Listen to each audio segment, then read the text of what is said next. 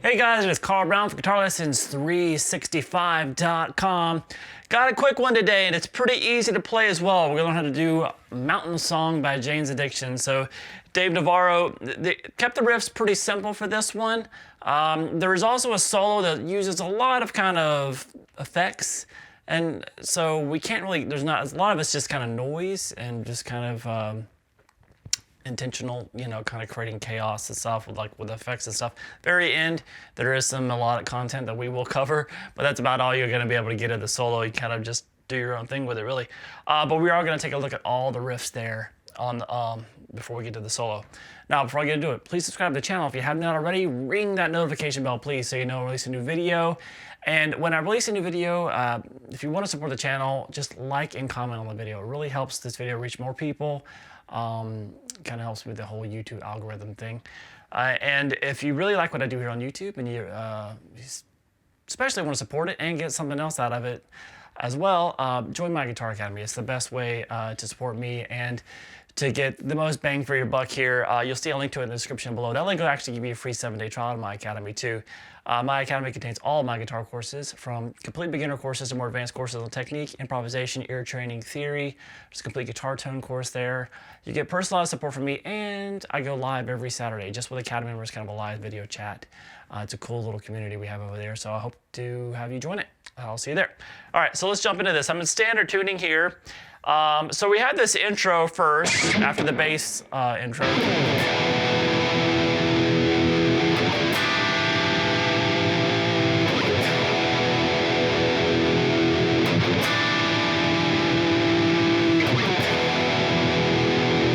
So it just starts with an E power chord, open E power chord,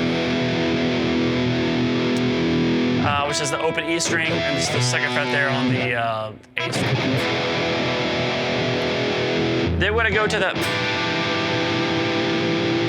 this chord, affectionately known as the Hendrix Chord. You're going to be playing an open E string, 7th fret there on the A, 6th on the D, and then 7 on the G, and then 8 on the B. You're really hearing, when you're hearing him hit that chord, you're kind of really hearing these top strings more than anything.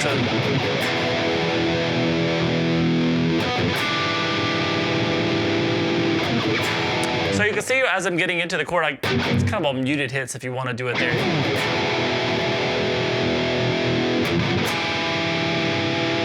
And then you go back to the E power chord, and then back to the Hendrix chord, and then back to the E power chord. That's when the vocals come in. And then we get to the main riff, which is also the verse, and it looks like this.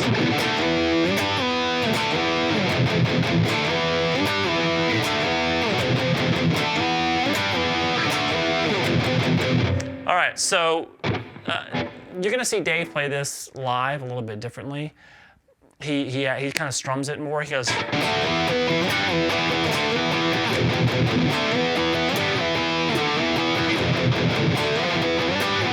But we're kind of keeping it with the album version, so.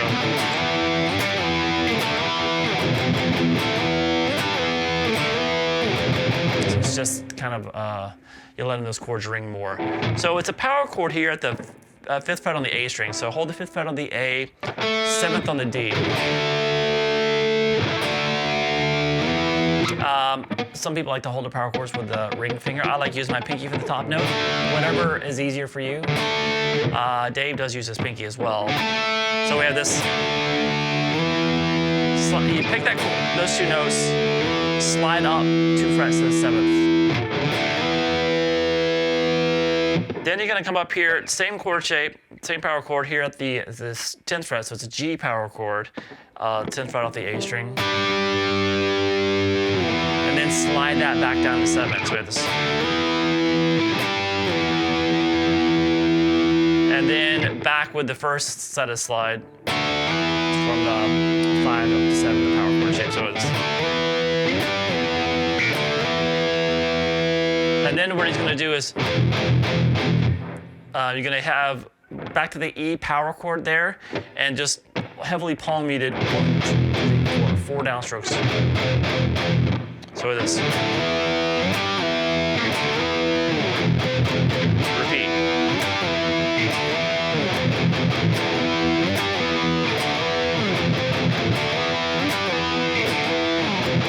So the first time you hear this riff, it's played 7 times because it's played once without any vocals, and then when the vocals come in, it's played 6 more times with the vocals. So the actual verse is kind of playing that riff 6 times.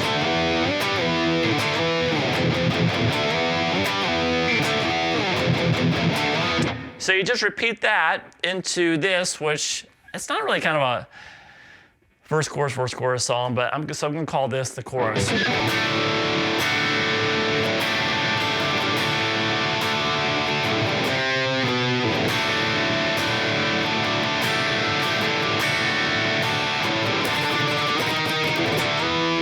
Back to that main riff. So that's just a D major chord here.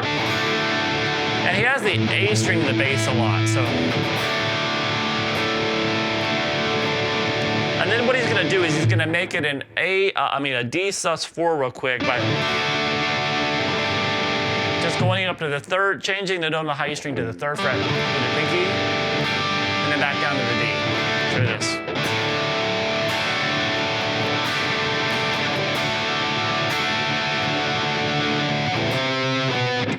And then we're gonna do some octaves here. Once again, this is a thing that he doesn't do live now. He does a little kind of arpeggiated thing live I've seen recently. But on the original recording, it's just an octave that goes down 1 fret. So we have this C octave, it's his 3rd fret on the A, and then the 5th fret there on the G. So those are the 2 notes you're hearing. 2 C's, and then take it down 1 fret to the B octave. So it is.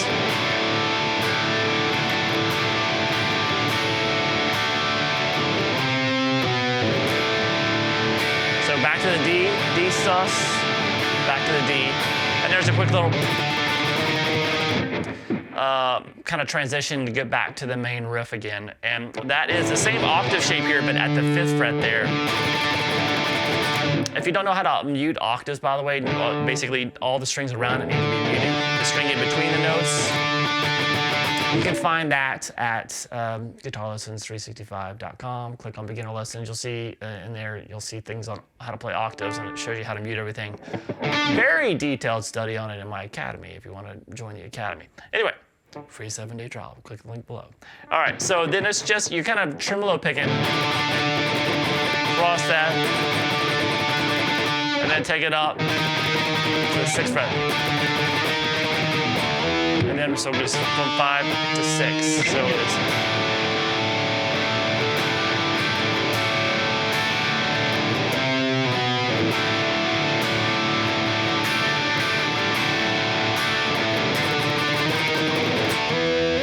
and back to the riff.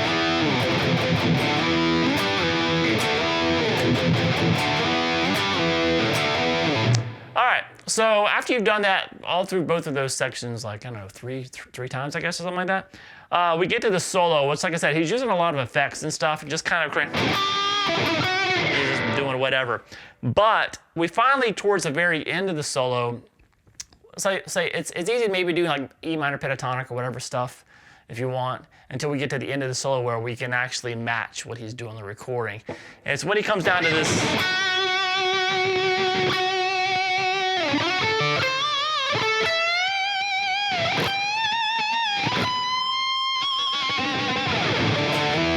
All right, so that is just when you actually hear him grab this F sharp here. It's at the 11th fret on the G string. Kind of let that ring, and then.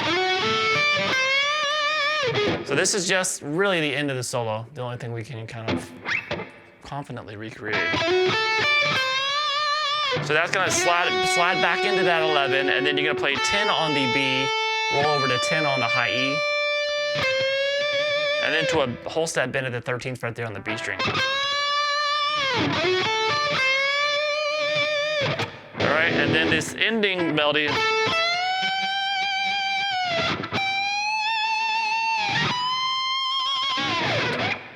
So I'm going to make this kind of a 24 fret, go all the way to 24 fret. He's using an Ibanez back in the day, which had 24 frets. I think he uses PRSs that have 24 frets still, but so I'm going to use that, even though there's not really, I couldn't necessarily see any video of him playing this solo, the kind of the way it is recorded, which, because you can't really. So,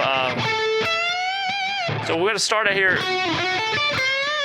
So after that, we're going to go to the 14th fret there on the G, and do a step and a half bend at the 17th fret on the B.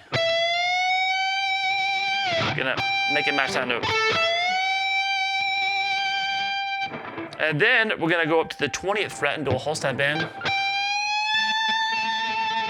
And then up to the 24th fret, and you can do a half step bend. If you don't have a 24th fret, you can do the same thing at the 19th fret on the high string.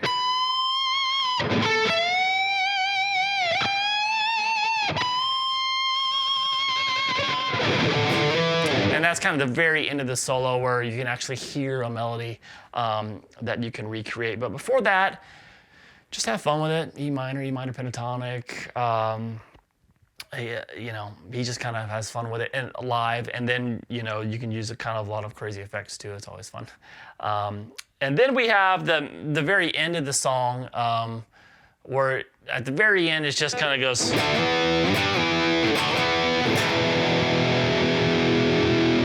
Kind of we do it. You can pick everything there. Kind of like doing that. Just like picking the chorus and then just ending it on the E power chord. All right, so I hope you guys enjoyed it. It's a quick one. It's a pretty easy song to play, but it's actually a lot of fun to play. I love kind of Jane's Addiction's style. I like the vocal style, how it's just these soaring vocals and these cool guitar riffs under it. It's always really cool and very unique. All right, hope you enjoyed it. I'll see you again soon for guitarlessons365.com.